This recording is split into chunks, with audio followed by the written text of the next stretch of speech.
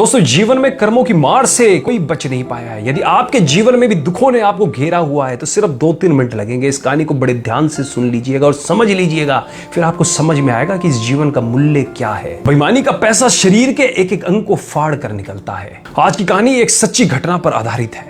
रमेश चंद्र, जो पंजाब के खन्ना नामक शहर में एक मेडिकल स्टोर चलाते थे, उन्होंने अपने जीवन का एक पृष्ठ खोलकर सुनाया जो दर्शकों की आंखें भी खोल सकता है और शायद उस पाप से जिसमें वह भागीदार बना उससे भी बचा जा सकता है। रमेश चंद्र का मेडिकल स्टोर, जो कि अपने स्थान के कारण काफी पुराना और अच्छी स्थिति में था, लेकिन जैसे ही कहा जाता है कि धन एक व्यक्ति के दिमाग को भ्रष्ट कर देता है, और यही बात रमेश चंद्र जी के साथ भी घटित हुई।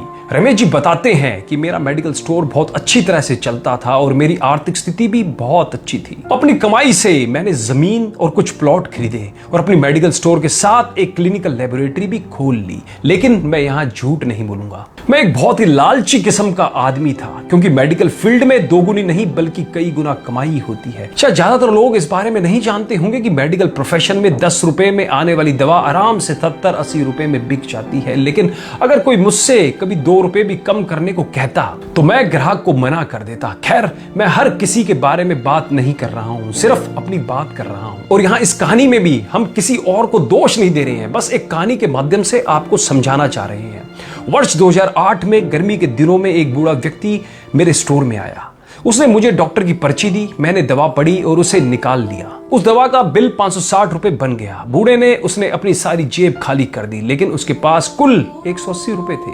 मैं उस समय बहुत गुस्से में था, क्योंकि मुझे काफी समय लगाकर उस बूढ़े व्यक्ति की दवा निकालनी पड़ी थी और ऊपर से उसके पास पर्याप्त पैसे भी नहीं थे। बूढ़ा दवा लेने से मना भी नहीं कर पा रहा था, शायद उसे दवा की सख्त जरूरत थी। फिर उस बूढ़े व्यक्ति ने कहा, मेरी मदद करो, मेरे पास कम पैसे हैं और मेरी पत्नी बीमार है, हमारे बच्चे भी हमें पूछते नहीं है, मैं अपनी पत्नी को इस तरह वृद्धावस्था में मरते हुए नहीं देख सकता। लेकिन मैंने उस समय उस बूढ़े व्यक्ति की बात नहीं सुनी और उसे दवा वापस छोड़ने के लिए कहा। यहां पर मैं एक बात कहना चाहूंगा कि वास्तव में उस बूढ़े व्यक्ति की दवा की कुल राशि 120 रुपए ही बनती थी।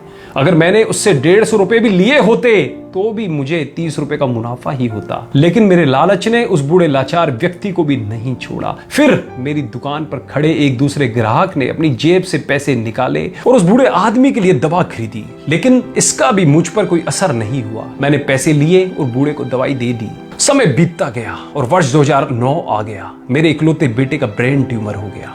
पहले तो हमें पता भी नहीं चला, लेकिन जब पता चला तो बेटा मृत्यु के कगार पर था। पैसा बहता रहा और लड़के की बीमारी खराब होती गई। प्लॉट बिक गए, जमीन बिक गई और आखिरकार मेडिकल स्टोर भी बिक गया। लेकिन मेरे बेटे की तबीयत बिल्कुल नहीं सुधरी। उसका ऑपरेशन भी हुआ और जब सब पैसा खत्म हो गया तो आखिरकार डॉक्टरों ने मुझे अपने बेटे को घर ले जाने और उसकी सेवा करने के लिए कहा। उसके पश्चात 2012 में मेरे बेटे का निधन हो गया।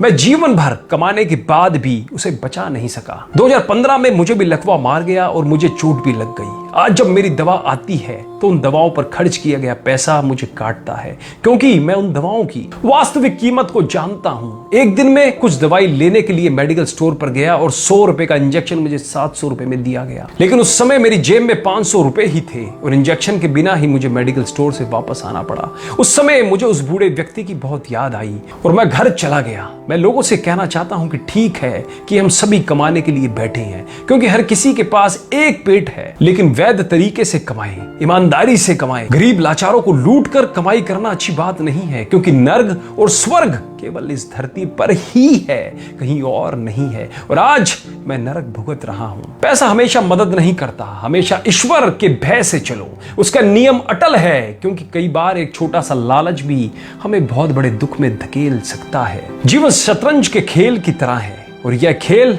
आप ईश्वर के साथ खेल रहे हैं। आपकी हर चाल के बाद अगली चाल ईश्वर चलता है। तो एक बार सदैव चिंतन करें, जैसी करनी वैसा ही भरनी, जैसी करनी वैसा फल, आज नहीं तो निश्चित कल।